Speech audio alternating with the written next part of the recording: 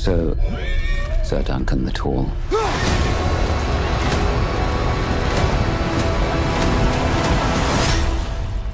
How good a knight are you? You'll see.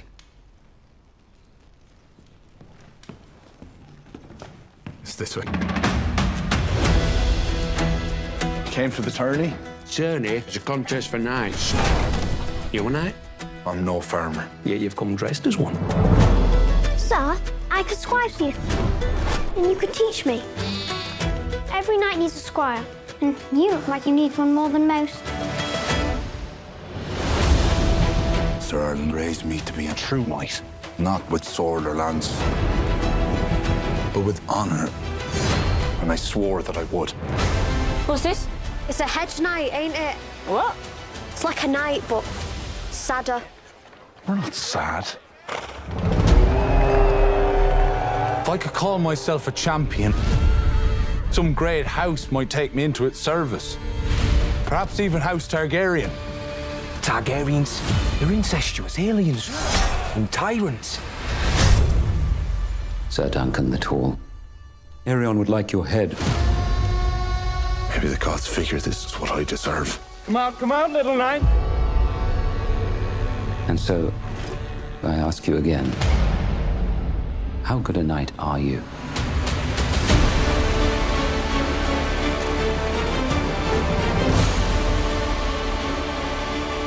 You may be wise to run. Won't they kill me if I run? Want to kill you anyway? As honor! Deserted the noble houses of Westeros! Are there no true knights among you? Was that ill-handled? No. Right, yeah.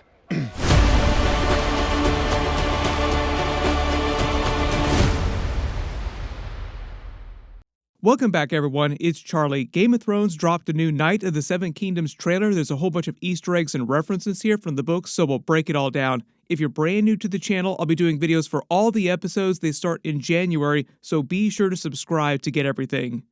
Everybody grab all your swords, shields, and armor. All I need is 6 more people to help break down this trailer. Just starting at the beginning of the trailer and working our way through shot by shot, talking about Easter eggs and WTF moments. For the most part, this is actually very faithful to the books. I'm expecting them to just expand a little bit because the novellas that they're adapting this from are very, very short. Like, you could read each one of them in a couple hours. But at the beginning of the trailer, they overlay voiceover from Baelor Breakspear, played by Bertie Carvel. We got our first footage of actually him. We got a couple images a little while ago, while Dunk is in the middle of the trial of 7. Like, it's starting, they're all lined up, and they're charging at each other while he's giving his voiceover from earlier in the series when he's learning that he's going to have to do this. Prince Baelor is currently the heir apparent to Daeron II, his oldest son, and he is also the Hand of the King. He's his Hand of the King. You also notice how over time the pin of the Hand of the King that the hand wears has evolved, and now it's like this big chain that wraps around the upper part of his body here. One of the other defining things about him too, as I said in my last video, is that he is a black-haired Targaryen because his mother is from Dorne. She's a Martell princess. King Daeron II, currently sitting the Iron Throne right now during the events of this series, has 4 sons. 2 of them, including Baelor, have black hair. I am hers, and she is mine.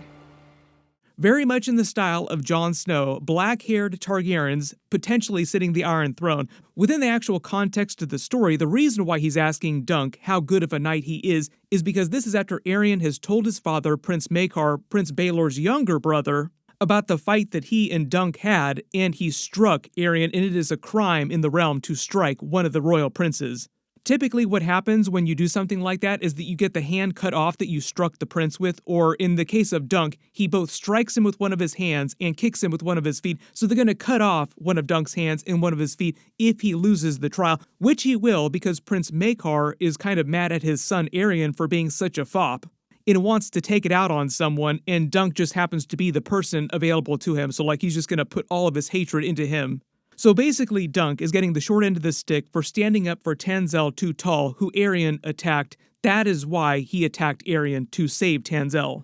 He gets hauled in front of Prince Baelor, Prince Maekar, Aerion, and a bunch of other people that you see later in the trailer. This is what you see happening at the table with Aerion and his knife.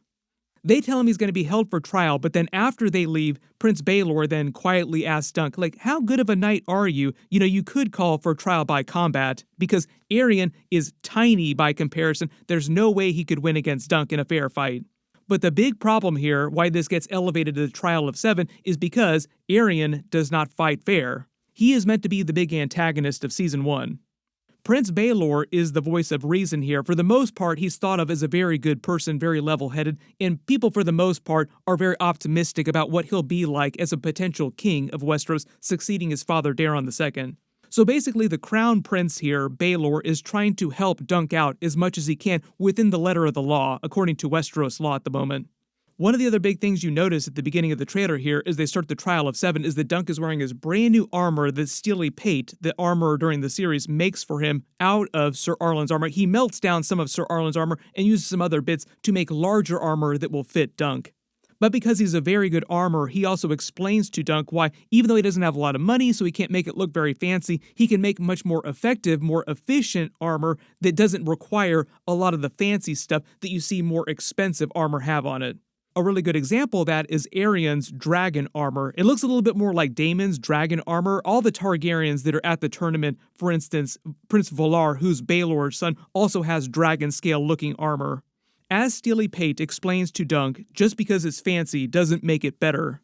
As you see them charge through the Game of Thrones titles, you notice it's 7 on 7. Trial of 7 is basically an Andal tradition that they incorporated into the idea of trial by combat. So trial by combat started first, but after the Andal invasion, their religion came to Westeros, and that became the main religion of the realm. They incorporated that into the idea of trial by combat, but it was a very rare form of trial by combat. Usually when people choose trial by combat, it's just a one-on-one thing. But the idea behind the trial of 7 is that the 7 different combatants represent the 7 different gods and are more likely to mete out justice in a way that will bring the 7 gods to them.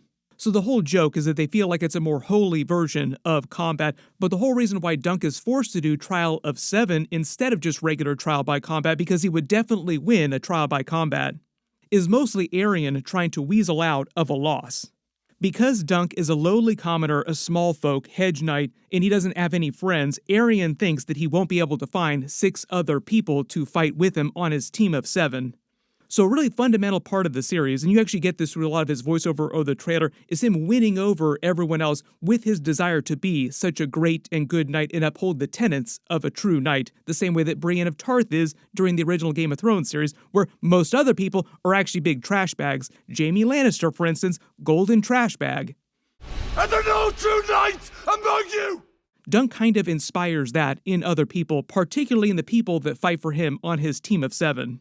This is meant to be Dunk pulling up at the tourney at Ashford for the very first time at the very beginning of the series. His horse that he rides on is Thunder. Egg rides Chestnut, the other horse, and Sweetfoot is the other one here with him that he eventually has to sell, Sir Arlen's horse, to pay for his new armor because he barely has any money at all.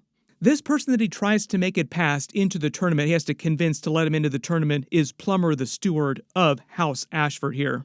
One of the big ideas, as he explains to him, is he has to prove that he is a knight, and Dunk does not have that proof. Like, oh, Sir Arlen, he knighted me before he died on the side of the road, which we actually see him burying him during the trailer.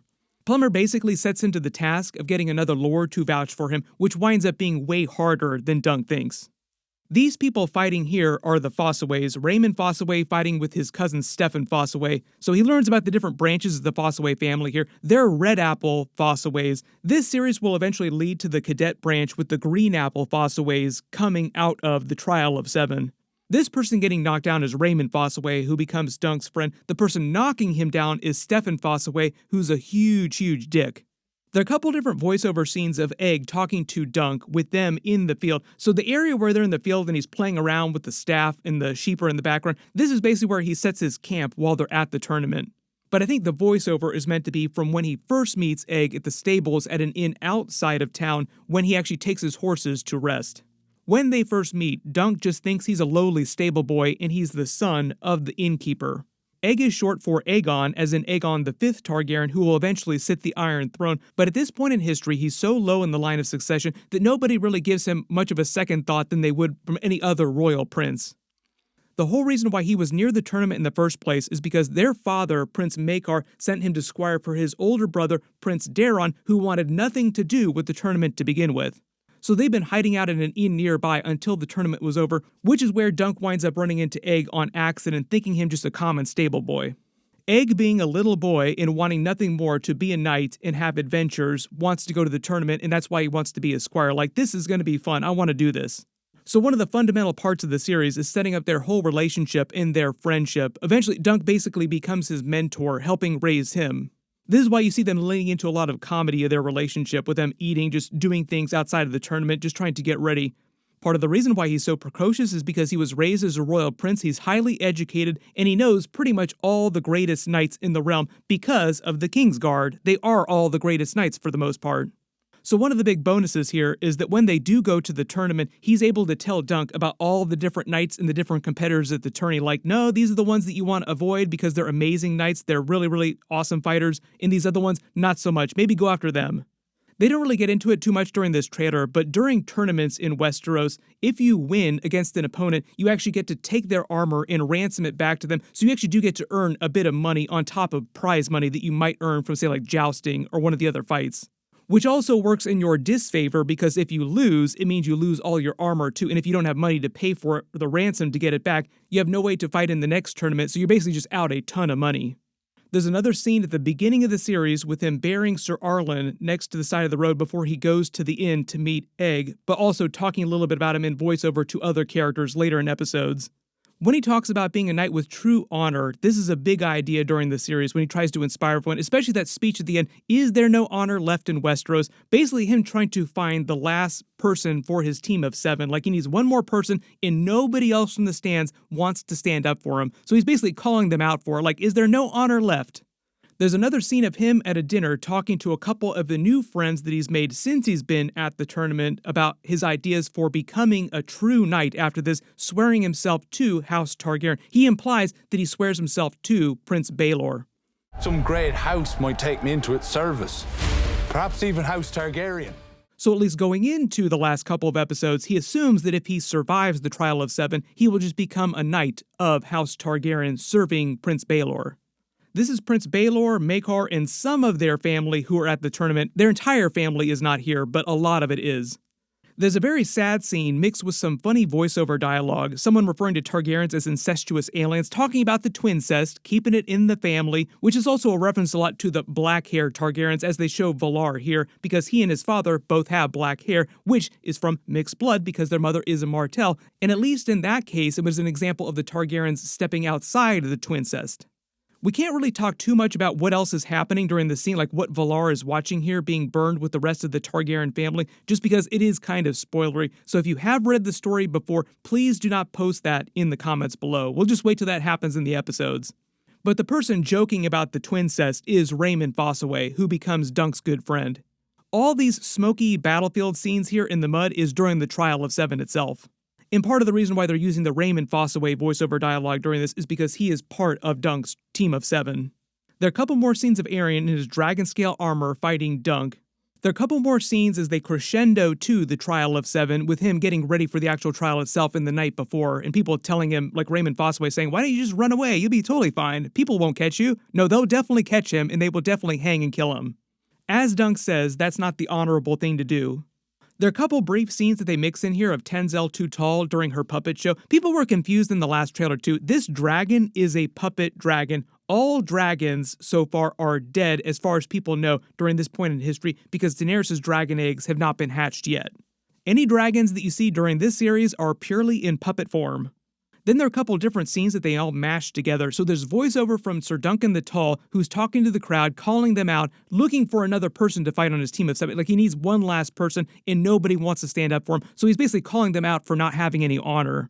While you see a couple more scenes from the actual Trial of 7 while it's going down, then there are a couple regular jousting scenes at the beginning of the tournament before things get really crazy, just like regular tournament scenes. This is Humphrey Beesbury fighting Humphrey Harding, and the small folk here call it the Battle of Humphrey. The other reason why they're showing you these characters is because they also wind up fighting on Duncan's team of 7. But one of the other biggest things that's going on during this Trial of 7 is that you have a lot of Targaryens inside the royal family fighting each other, like people on different sides of the teams. Right after seeing the Dance of Dragons, Civil War in the Targaryen family, after the Blackfire Rebellions, the Blackfire Rebellions actually take place right before the events of Night of the Seven Kingdoms. Yet another fight within the family, only this time just on a much smaller scale. Everybody post all your reactions in the comments below, and if there's any Easter eggs or references that you spotted in the trailer that I didn't talk about in this video or my previous videos, just write them below in the comments. HBO will probably release even more footage before the season actually drops in January, and we'll probably get that House of the Dragon Season 3 trailer when they do start releasing Night of the Seven Kingdoms episodes. We will also probably hear a little bit more about that Aegon's Conquest prequel. Usually George R. R. Martin is pretty good about hyping up all the other stuff that they're working on.